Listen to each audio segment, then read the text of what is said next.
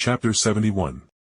After scratching Galatea's itch and allowing Astrid to watch like a perv, the two ladies were sleeping together on our large bed with Astrid's smaller form lying between Galatea's large breasts. I shifted out of the bed, and as I sat on the edge of it and just stared at my tiled floor, I felt the weight of my actions, as I knew all too well that canon and even just villains in general would be on the back foot for years after I killed so many of them. But the light was the driving force of the entire Young Justice universe for the next decade if the timeline was to follow itself, and although much later on it seemed like Teen Titan stuff was going to happen along with other alien threats coming to visit.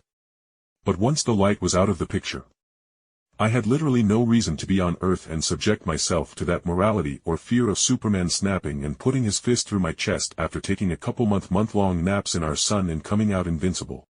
I stood up, and with a flash of my will I bent the reality in my realm, so I became clean and fully dressed in my parody of a Galatea 13 captain outfit. As with a thrum of space being pushed aside, I took a step and began traveling to Earth with my true essence, and I could feel the warm soft spring winds at my back pushing me along as I hurtled through time and space with only one objective in my mind. The linchpin of light needed to die. Now. I wasn't going to take my time taking out the other members, as they could be dealt with by the League after their magical protections faded. Once Vandal Savage was dead and there was no longer a first among equals in the light, then the egos present in all those villains would make them strike out alone, leaving them easy pickings for the League anyway. As I traveled in fey paths that I created, with each step I saw through the ever-reflecting surrounding dimensions, and with my mind and soul so solely fixed on finding one man with such a large imprint in my timeline/universe, and was no longer shielded. It was child's play to find Vandal Savage. The moment I landed on Earth, inside the very room that Vandal Savage was within, I reached forward as I planned to drag him into my realm so I could fight him at my leisure. I felt true death within the room, as it were, so I lowered my arm as Vandal Savage leisurely turned in his spinning chair towards me as I focused on the real threat in the room. The God Slayer blade. I am very surprised Hephaestus still allows you to carry it, I remarked as I took in Wade Wilson, the Terminator, or better known as Deathstroke, as he held the gold with silver streaks along the sword in his lap. Heh. When I offered to kill Ares for free after letting me borrow this for a decade, he was all for it. Slade replied evenly as he stood up, and my eyes remained locked on the God Slayer blade, as it was one of the most powerful weapons in the DC universe due to it having XTH metal weaved into its creation. XTH metal is literally the metal that was born of the creation of all of the greater DC omniverse, and not even just this one universe/timeline. So, to say the least, it was rare in the extreme, and even I couldn't find any while traveling due to its ability to change fate, and karma, and just generally bend reality around it passively. Then when someone has it, they can use their willpower to augment the powers they already have, while still having their bodies massively boosted on all levels, while getting a massive boost in luck as the XTH metal passively takes in the wielder's desire to make things go their way. Slade, you are protecting Savage, I take it? I asked softly as I felt space seal around me, as Slade obviously readied for battle.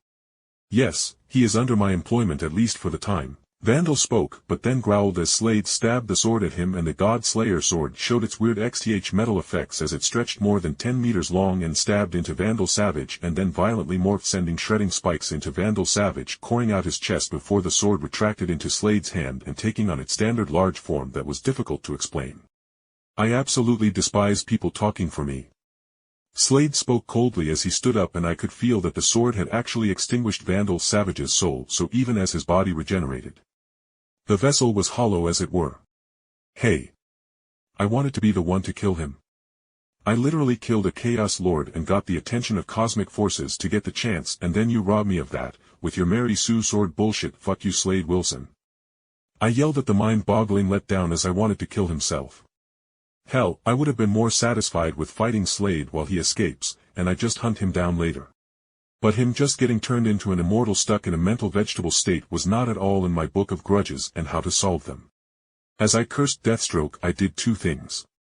I first shot a high-power Zero at him, and then I shot another one above me as I tunneled out from whatever bunker this was, and as I came up out of my impromptu tunnel, I saw I was in some deep forest or something.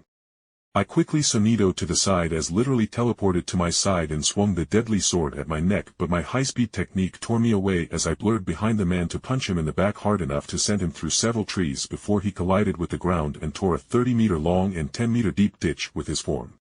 But the physical blow did little to him, as just like in the DC universe, if a blow doesn't actually punch through them or you don't use exotic effects like ki or whatever, it felt like playing pinball as you smashed someone with enhanced durability through the surroundings. The sword has gotten a lock on you. That little speed trick won't work on me again. Slade warned me, and I hummed and thought as I realized this wasn't a hunt on me for a contract or otherwise. I had offended the Terminator. No, he wanted a fight worthy of legends and to push himself to the brink, as he already said he was going to kill Ares at some point.